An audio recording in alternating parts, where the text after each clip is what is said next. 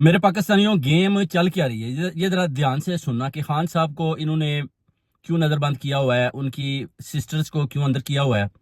اور کیوں کسی کی رسائی خان تک ممکن نہیں ہے۔ اس کی وجہ ہے کہ بند بیٹھکوں میں فیصلے ہو چکے ہیں۔ مولانا فضل الرحمان نے بھی ان کو بتا دیا جی کہ میں آپ کو ووٹ دوں گا۔ اس کے بعد وہ کہتے ہیں کہ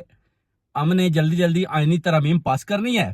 اور جیسے ہی آئینی ترامیم پاس ہو جائے گی ہم خان صاحب کے ساتھ دوبارہ ملاقات کی رسائی لوگوں کو دیں گے۔ اس پر بھی وہ کہتے ہیں کہ بڑا سوچ سمجھ کر ہم فیصلہ کریں گے،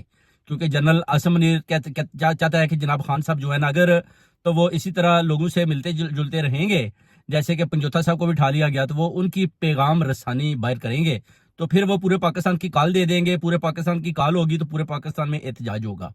تو پہلے انہوں نے دیکھ لیا کہ ڈی چوک والا یا کہنا والا یا ادھر اپنا